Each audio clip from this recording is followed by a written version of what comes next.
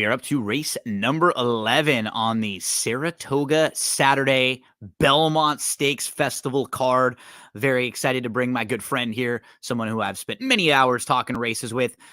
Sharp handicapper, one of the best ambassadors for racing out there, does a fantastic job promoting everything for NYRA Bets, works for NYRA and NYRA Bets, and he's up there at Saratoga. He'll be taking the races live this weekend for the first ever Belmont Festival of Racing at Saratoga. Matt DeSantis, how's it going, buddy?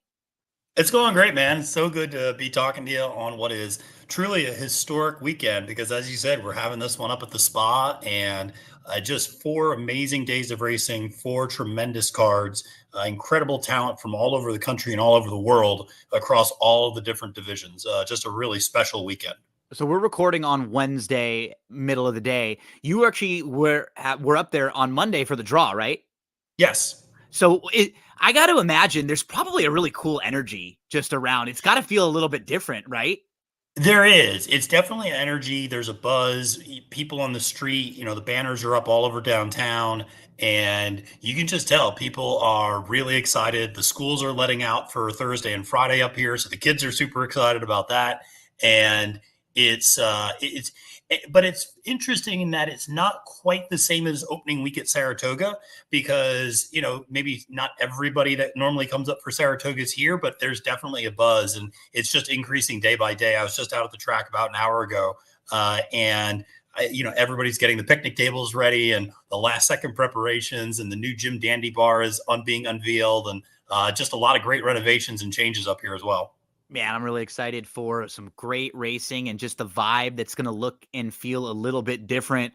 As we get set to dive into some racing analysis, we encourage all of you to head to drf.com if you need some help with past performances, pre-race handicapping, everything you need at drf.com. They have the packages with PPs, clocker reports for all 4 days, and then you can get the betting strategies for Saturday, or you can maybe just get individual ones if you're just looking for Saturday Belmont past performances. Maybe you just need clocker reports, help with those. They will be individual for all 4 days. And then how about this? A really cool webinar. We're going to have Andy Beyer, Stephen Christ, and David Aragona is going to host to give you some insight on the Belmont. So some very sharp minds all coming together there. But we have a sharp mind right here on this show in Matt DeSantis joining us to talk about the Grade 1 Manhattan and to talk a little bit about the race following that, which is the Belmont Stakes. So, Matt, where we are right now on Wednesday, we really have no idea the amount of rain or what type of rain. So we're going to talk about this race pretty much as fair, as honest as possible, with just expecting that there'll probably be a little bit of moisture there, but fingers crossed that it won't be a deluge in the days leading up and that it'll be as fair of a turf course as possible.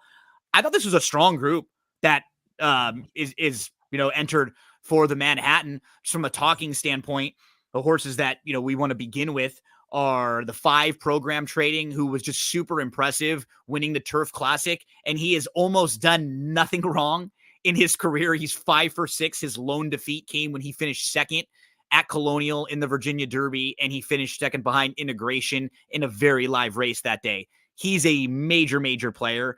From the outside, I think Measured Time, a Grade 1 winner, Group 1 winner at May Dawn, who has another one who's done so little wrong in his career. He's won 5 of 7. He's extremely tough to knock. I'm imagining him to take a good amount of support. And then probably the 1-2, I think even off of that kind of a clunker last time out, I'm Very Busy still does have those really big races and big speed figures that kind of jump off the page from his first couple starts of this year. Those are a few of the top tier players in the Manhattan. Yeah, absolutely. And I think, just going back to the point you made initially about the weather, one thing I can tell you, having been up here for a while, is it has been incredibly dry up to this point. Now Nice. we're expecting a fair amount of rain on Thursday, but I'd imagine this turf course is going to be able to take on a significant amount of moisture and not really be downgraded too much. It looks like Friday and Saturday, it's going to be a little bit more in terms of like just showers rather than thunderstorms or things like that. And that's even going to be intermittent. So I would imagine it's going to be a course with some give to it, but I don't think it's going to be soft or yielding. I think it might just be a good turf course at that point, which I think, to your point, makes the race a lot more fair. And certainly those 3 horses you mentioned are all major contenders in this spot. You've got to take any time Charlie Appleby brings over a horse like Measure Time seriously, particularly when William Buick, the jockey, also makes the trek over and is riding. And this one, like you said, came in fourth, and it is a little bit different from a lot of other European horses in that this one is pretty handy, actually, and pretty useful to be able to step and run relatively close to the lead. It was really more of a true American style runner in terms of tracking the pace rather than being that deep closer we've come to expect from so many European horses. The program trading, you're right, has done absolutely nothing wrong. And I feel bad not picking the horse first because all of the horse does is win. And last time out was a career best as well at Churchill Downs over a good turf course. So can handle a little bit of moisture. And I'm very busy, another very serious runner. And you're right, going to attract a lot of attention, mainly because of those two big speed figures in the Pegasus World Cup turf and the Muniz Memorial, but also the Chad Brown, Irad Ortiz connections always attract serious money up here. The horse that I'm a little interested in, though, is the number 6. Here we go again. Right on the same page. Yep, absolutely. Alrifa. Talk to us about this French press. Fast one on you, man. There we go. For Joseph O'Brien, maybe the younger O'Brien, of course, Aiden O'Brien's son, Johnny Velasquez on the mount. This one I think is super live in this spot, and it can handle a soft turf course, no problem. But it has one over a firmer ground as well, so has plenty of flexibility there. This is a horse that finished second by less than a length to Ace Impact. He was the closest horse that ever was to Ace Impact. Yes, who was legitimately like the greatest horse running at that time. Yeah. And so, that was just an incredible effort to be that close to that great of a horse, and is a Group 1 winner in his own right.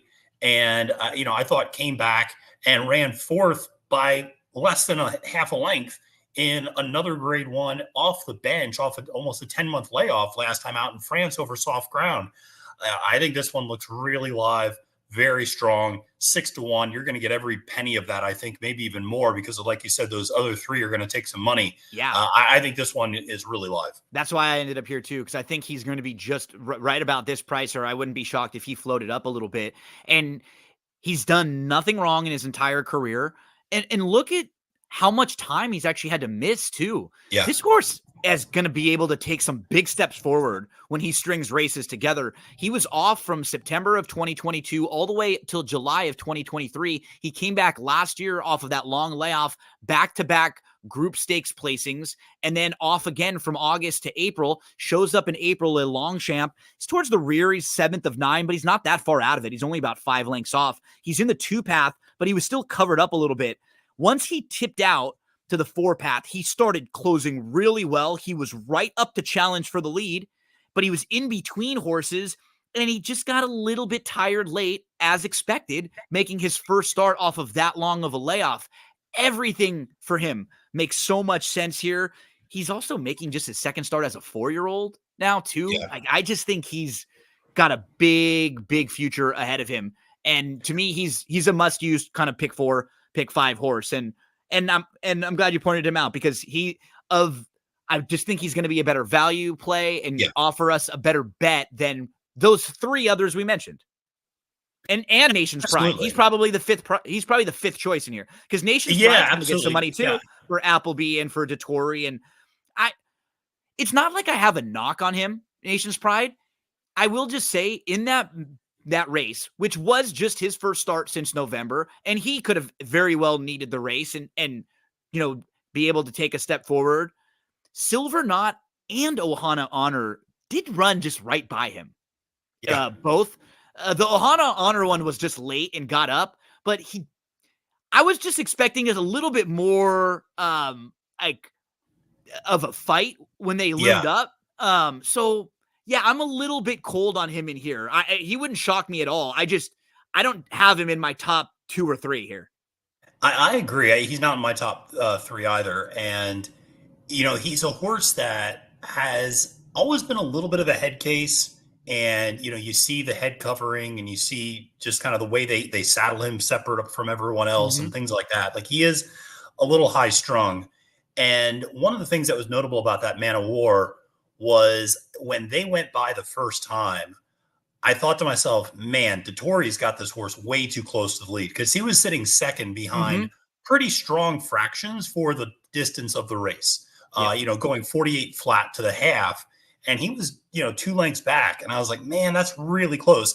And I thought Flavian Pratt gave the much smarter ride to Silver Knot that day. He was sitting third, but was significantly further back, and kind of just saving his horse. And I just felt like, Nation's Pride, maybe he just did need one off the bench, but he's a horse that I've always had a hard time trusting in different spots. And Me too. I just think this field came up super strong as well. So, Yeah. it's hard for me to trust him too much coming off that effort. Well, just compare this field to the Man of War, right? Exactly. Like there are 3 or 4 really strong horses in here that would have been at least on like comparable to Silver Knot going into that race. So, I think the 9's really solid and the 5 too. I mean, that's the thing is I prefer the 6 from a betting standpoint. I think he's going to get the trip, but I don't really have any knocks on program trading at all. I picked him second, and I went 6-5-9. So I went. Did I do the same thing? I did actually. I went 6-9-5 as well. I will say I'll give a little nod to, and this just speaks to how deep the field is. Honestly, is a horse like Farbridge, who was very well thought of at one time and is a Grade 1 winner in his own right, is 10-1 on the morning line. I mean, that tells you how deep of a field it is. That a horse that has gone off as the favorite as recently as 2 races ago, and was a 2-1 favorite in the Saratoga Derby last year, which is a Grade 1. That horse is 10-1 on this race, and coming off, kind of a middling effort. I thought, finished 5th in that turf classic at Churchill keep in Downs. mind, there was not a lot of passing in that race either, right? There was not. Program trading sat close, and Naval Power was right there with them. They were not far out of it early, and those were your winners. And the only one that really closed all that much was Webslinger, who he always does. Yeah. He always does. Yeah. So I agree with you. I don't know how I'm going to use them yet. To me, the horses, if you were looking for a real bust out long shot in this race, were the 2 and the 8, Farbridge and Ohana Honor. If you're looking for some horses to use in your under exotics or just going price fishing in this particular race, I could still see Farbridge being a very nice 4-year-old. Like, he's not far off beating these, like competing with these horses on speed figures. He's right there with program trading last year. He's in front of I'm very busy other horses. Like, we see him in big races too at this point last year also. So 2 and the 8 to me, if you're looking for those other prices, because Ohana Honor, I would be surprised if he won this kind of a race against this group. I would not be surprised at all if he hit the board. He's super honest, and he just does it in different ways. Yep. Yeah. I mean, that's kind of his MO, is he runs honest, and he's hit the board, 9 out of 13 races, and, has some versatility, has run well over, softer ground, finishing second in that Man of War. Like you said, kind of getting up right there at the end over Nation's Pride, but a horse that tries hard and has some versatility too. That race 2 back, admittedly, was at 1.5 miles, and it was against Allowance Company, but he went gate to wire there and showed that he has some tactical speed. Now, they were going slow up front, but I think it speaks to the fact that if Kendrick feels like they're going too slow early, he can push this horse into a pretty good position and should be able to save all the ground, obviously, from that number 2 hole, and has the sort of tactical speed that I personally like to see in these types of turf races. And when you're playing a horse that's a big price in a race, I don't know if there's a jockey that I would prefer more in that situation with a horse like that than a Kendrick Carmouche. With like this type of a horse where you just feel like he's going to give you every ounce of everything you've got to get this horse into the money. He's going to try. And when other horses, maybe it wasn't their day and they wrapped up, he doesn't do that. He's still going to keep trying in some way to hit the board to get a better placing. So you're absolutely right. You're absolutely right that if this field gets strung out, which it could, I mean, a turf race is going to get like that. Maybe it's a little wet, and a couple of these horses don't like and they just pack it in early. He just isn't that kind of a rider. So when you're looking for a horse to outrun their odds, I always like horses that he's on. And like you were pointing out, it's not that he's going to be on the lead in this particular race, but it's just nice to know that you have a rider who can be aggressive and a horse that at the very least if some of these others don't. Strong Quality takes a bad step, and now there's nobody around up front, right? What happens? Exactly. Oh, he can go on with it, and maybe he can hang around for a slice, you know? Yeah, absolutely. And he's got, you got to like the fact he's got better speed than I'm Very Busy to his inside. So Yep. he's going to be able to clear I'm Very Busy in all likelihood and get over on the rail and save that ground, which is the key. Yep. So, and I think that's one of the issues with I'm Very Busy is, that horse is going to have to pass a lot of horses to get there, I think. And, when a turf course gets a little wet, it can be a little bit more of a merry-go-round than it would be otherwise. And, I'd rather look at horses that can be a little bit more tactical, like a Measured Time or like an Al Rifa, who may be sitting tracking in mid-pack rather than sitting, 8th or 9th in this race.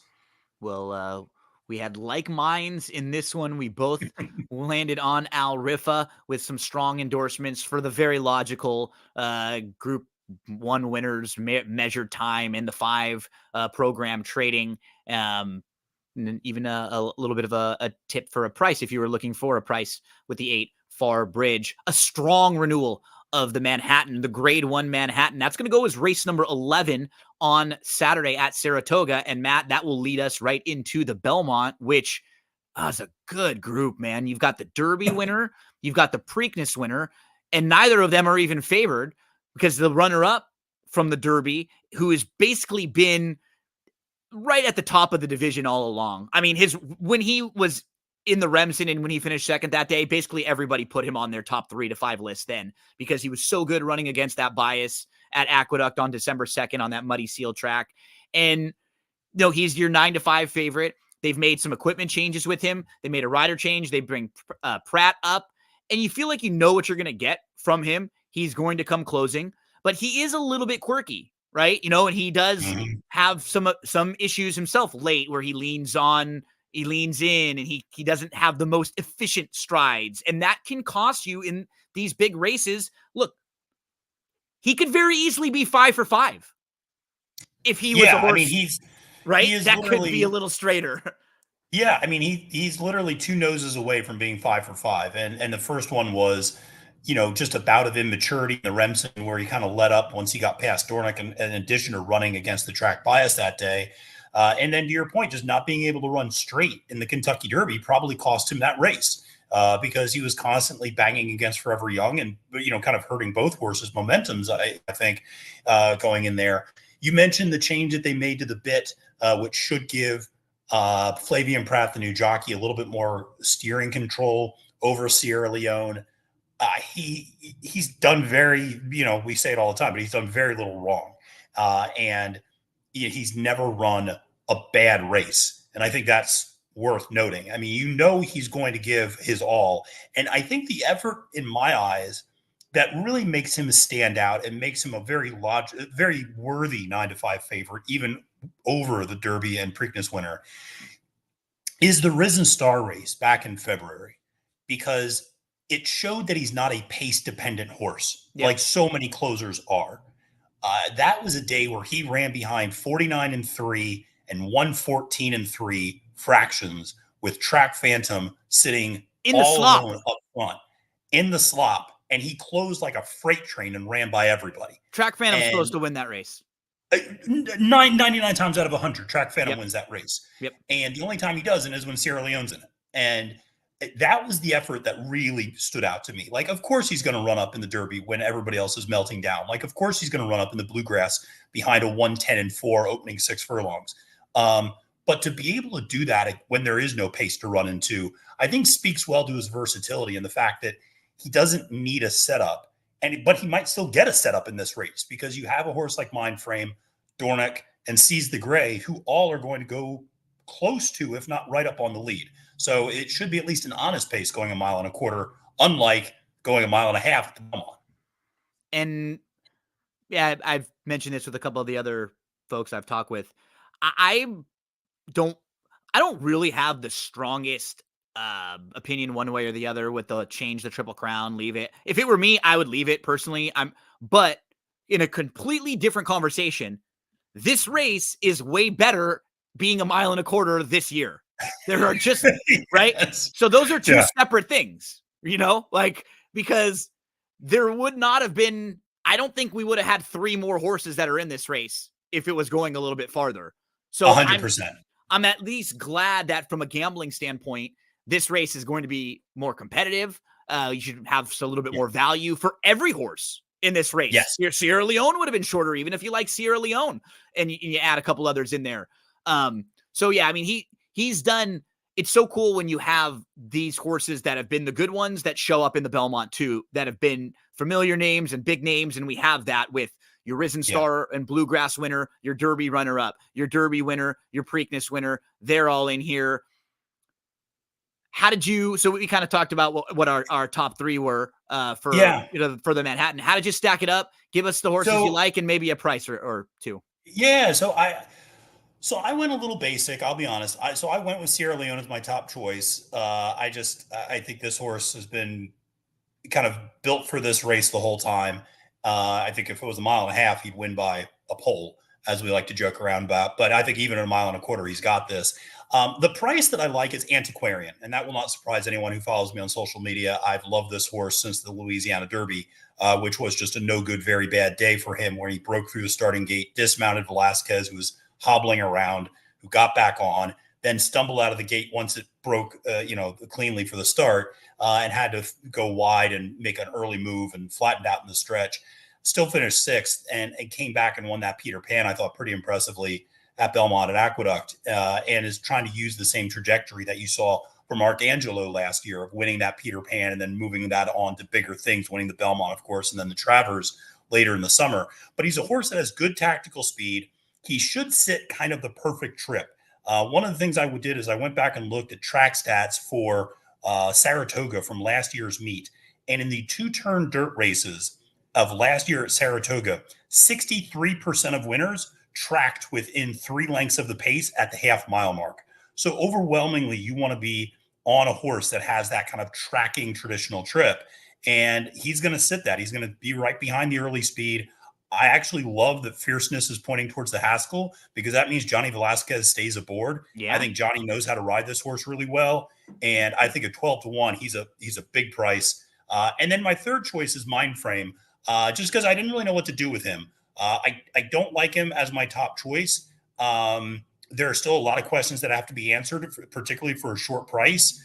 But there's no denying that he's super talented, and he might also sit a really good trip under Irad Ortiz Jr., just tracking right off the pace of a horse like Dornicker Sees the Gray. So those are kind of my top 3, with Antiquarian being the price that I thought was interesting. So I've been saying this previously. You were kind of hitting my exact thoughts on Mindframe.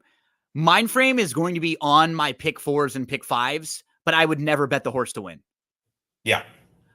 Mainly because if I have some strong opinions earlier on if I'm playing like a pick 5, and this is the race that closes it out. So if you're playing, 8, 9, 10, 11, 12, and you like a horse in the Woody Stevens or the Manhattan or one of these other races, if we get Al Rifa home, or I was talking to Scott Shapiro about the Woody Stevens, a horse like BU we mentioned, there's like a huge my price, top right? pick in that race. Right. I love so that horse. if you get a horse like that home in one of these races, and I'm closing in the Belmont, I definitely want Mindframe.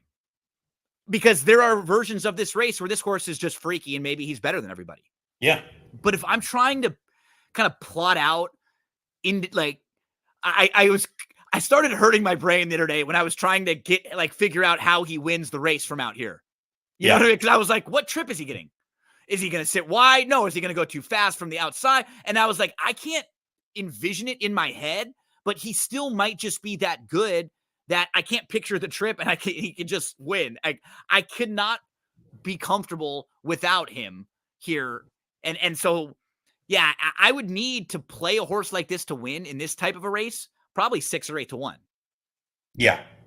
Yeah. But, I agree. And I think that, he's a horse. And one of the things that I made a point, I just finished my write-up on this race for Naira Bets. And one of the points I made was, and you know this because we've talked about it, all Kentucky Derby season, we saw young horses with super impressive maiden and allowance level wins step up into the Derby preps, and they all flopped. Yep. And whether it was change of command, Command Performance, or not Command Performance, Conquest Warrior, Dymatic, Nash, Carbone, all these horses, they're so great. They're so fast. They didn't make one ripple in the Kentucky Derby picture. And Mindframe, I think, is better than all those horses, but it's still a note of caution Worth that mentioning. This is a horse that has never faced the slightest bit of adversity on the track and is switching off Lasix while going from 1 1/8 to 1 1/4, or 1 1/16 to 1 1/4. And those are some serious questions to answer at 7-2 on the morning line. And he's probably going to be even lower than that, I would imagine, come post. Yeah, this is a field of 10, so he's got 9 rivals in here.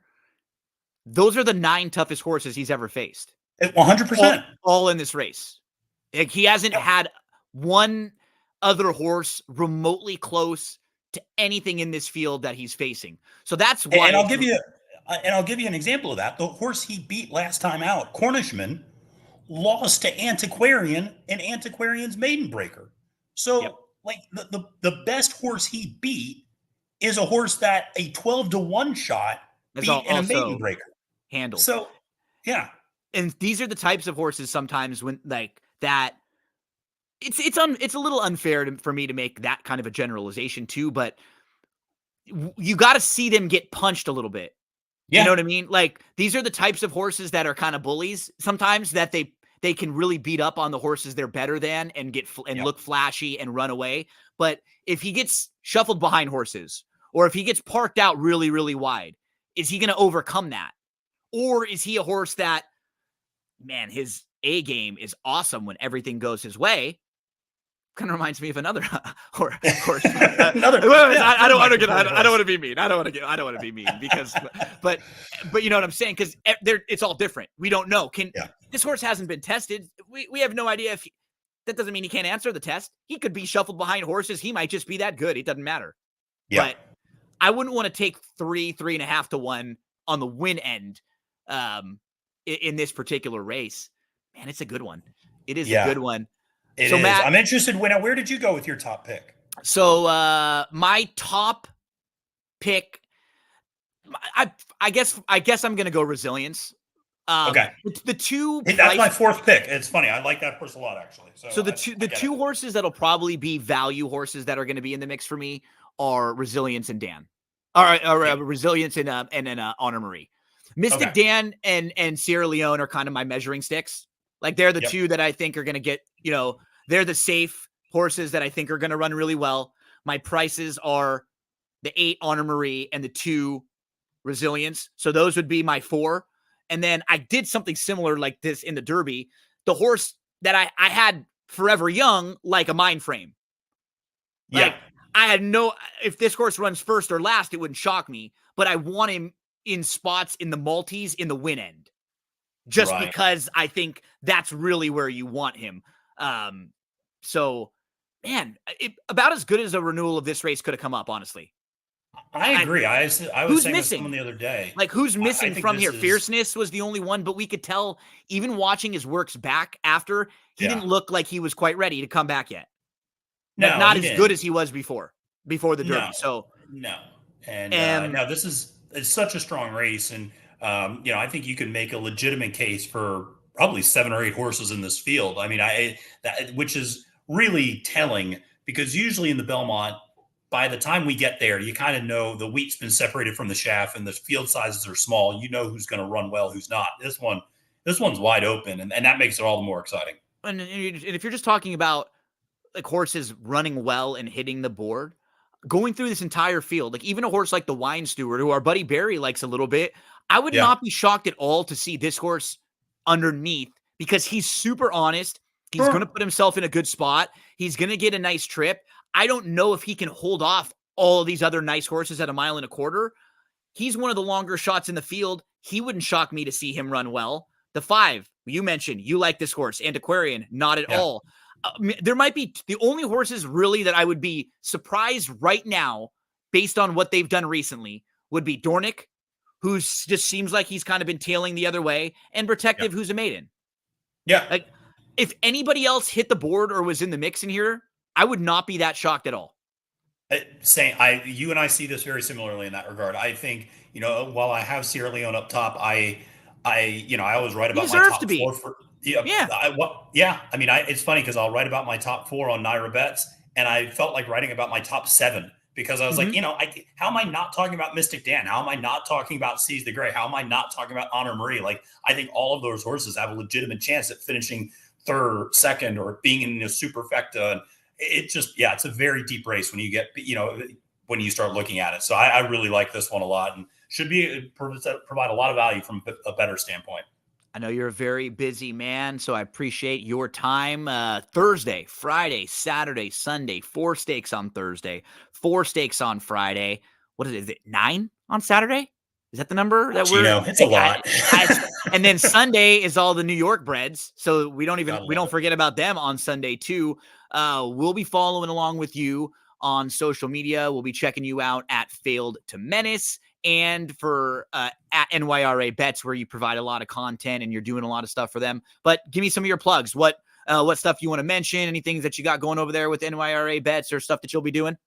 Yeah, so we'll be obviously doing all the stakes analysis, et cetera. You can find that. You can also find track stats for last year at Saratoga to help people out to understand how it's going to be playing on the dirt and the turf, different surfaces and distances. We also continue to have long shot of the day. We got a lot of stuff for Assiniboia Downs. We also have a lot of great multi-day wagers. From the Acorn into the Belmont, the turf races, a multi-day. So if you like playing those multi-day wagers, man, we got a lot for you going from Thursday through Saturday. So a lot of really great stuff over at Naira and Naira Bets. Man, thank you so much. Appreciate you coming in when you're all over the place and back and forth. Tell the roomie Sarah, best of luck. We didn't have to bother as many people for the Belmont as I did for the Derby. So we'll call her in a few weeks and get her back on when Saratoga jumps up. But I'm excited for this. It's just going to be a different feel, a different vibe these next few days with the Belmont at Saratoga, and I'm glad we got the chance to talk a little bit. And sounds like we have definitely in the Manhattan. I mean, we are in lockstep, on. So let's fingers crossed. Let's hope we can get Al Rifa home and lots of similarities too in the Belmont. Thank you so much, Maddie. Let's plan to talk again real soon. Anything you need, you let me know anytime. I miss talking to you each and every week, but I love watching you and seeing how well you're doing. And if there are ever any times when I'm playing the races, you know that I click on over to see what you've said or who you've given out, because if they're not on my radar, I'm definitely going to be adding them in. So thanks again, and you keep up the great work, my friend. Really appreciate it, Gino. Thank you so much, and same to you. Folks, we will have a preview next, individual horse-by-horse preview of the Belmont with Andrew Champagne. If you want some help with some of the other races, we have individual videos for you on YouTube where we go through analysis of the pick 5 races leading in, and then Barry Spears helps us out with the pick 4 earlier in the day, races 4 through 7. We've got Thursday stuff, Friday stuff, and a bunch on Saturday. Just want to help you make some money. And don't forget, head to drf.com for everything you need getting ready for the Belmont. Good luck this weekend in the Belmont Stakes Festival of Racing.